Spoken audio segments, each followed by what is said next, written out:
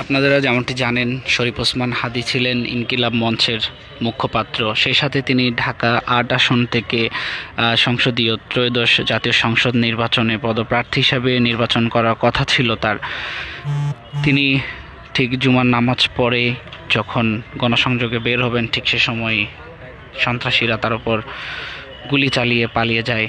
ঠিক তারপরেই সেখানে সে লুটিয়ে পড়ে। পরবর্তীতে তার সহযোদ্ধারা তাকে ঢাকা মেডিকেল কলেজ হাসপাতালে নিলে সেখানে তার অবস্থা খুবই গুরুতর হয় এবং পরবর্তীতে যেমনটি আমরা জেনেছিলাম তাকে দেখেছি নিয়ে যাওয়া হয়েছিল এভার কেয়ার হাসপাতালে, কিন্তু সেখানেও তার অবস্থা খুবই সংকটাপন্ন হলে তাকে সিঙ্গাপুরে নেওয়া হয় উন্নত চিকিৎসার জন্য।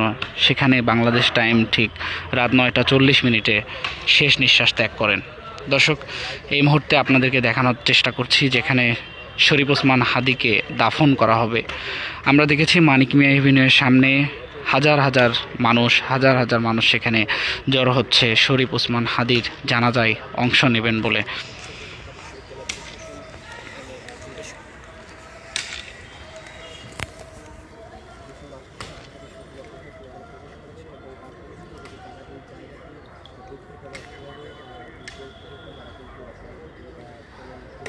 দর্শক, এই মুহূর্তে আমরা যেখানে রয়েছি এটি শাহবাগ বিদ্রোহী কবি কাজী নজরুল ইসলামকে যেখানে দাফন করা হয়েছে ঠিক সেখানে।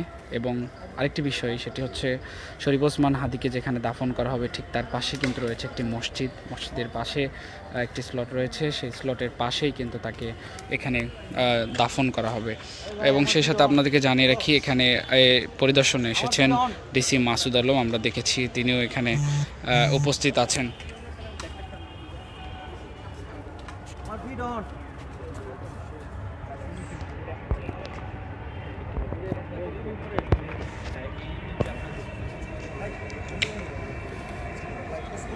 শরীফ ওসমান হাদীর জানাজায় হাজার হাজার মানুষ মানিক মিয়া এভিনিউতে জড় হচ্ছে। আমরা দেখেছি সকাল থেকেই সেখানে দূর দূরান্ত থেকে জেলা উপজেলা বিভিন্ন জায়গা থেকে আমরা অনেকের সাথে কথা বলেছি, তারা ঢাকায় এসেছে শরীফ ওসমান হাদীর জানাজায় অংশ নেওয়ার জন্য।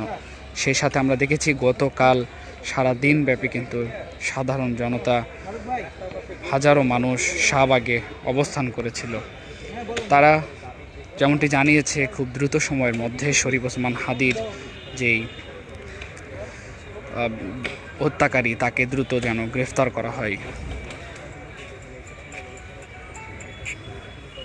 দর্শক, এই মুহূর্তে যেমনটি আপনারা দেখছেন শরীফ ওসমান হাদীকে ঠিক যেখানে দাফন করা হবে ঠিক সেই জায়গাটি আপনাদেরকে দেখানোর চেষ্টা করছি। এটি শাহবাগ জাদুঘরের ঠিক পাশেই বিদ্রোহী কবি কাজী নজরুল ইসলামকে যেখানে সমাধি দেওয়া হয়েছে, যেখানে দাফন করা হয়েছিল ঠিক তার পাশেই শরীফ ওসমান হাদীকে এখানে দাফন করা হবে। সেই জায়গাটি এখন কবর খনন প্রস্তুতি চলছে এবং মানিক মিয়া এভিনিউতে আমরা যেটি দেখেছি হাজার হাজার মানুষ সেখানে অবস্থান নিয়ে আছে, এসেছেন দূর দূরান্ত থেকে। তারা শরীফ ওসমান হাদীর জানাজায় অংশ নেবেন বলে, এক নজর দেখবেন বলে। অনেকেই জানেন না, তারা দেখতে পাবেন না, তারপরেও দূরে থেকে তারা ছুটে এসেছে জানাজায় অংশ নেওয়ার জন্য। দর্শক, এই মুহূর্তে আপনারা যেমনটি দেখছেন যেখানে শরীফ ওসমান হাদীকে ইনকিলাব মঞ্চের মুখপাত্র শরীফ ওসমান হাদীকে যেখানে দাফন করা হবে সেই জায়গাটি কবর খনন প্রস্তুতি কার্যক্রম চলছে এবং এখানে উপস্থিত আছেন ডিসি মাসুদ। আমরা সেটিও আপনাদেরকে দেখানোর চেষ্টা করছি। এটি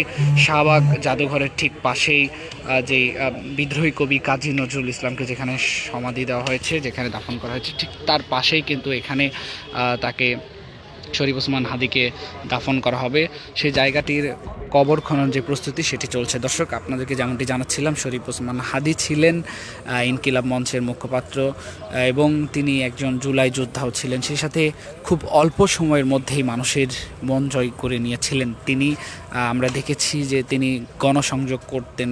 তার যে ত্রয়োদশ জাতীয় সংসদ নির্বাচন, সেই ত্রয়োদশ জাতীয় সংসদ নির্বাচনের যে তার নির্বাচনী প্রচারণা, সেই নির্বাচনের প্রতিদিনের ন্যায় ঠিক সেদিন শুক্রবার ছিল যেদিন তাকে সন্ত্রাসীরা গুলি করে পালিয়ে যায়।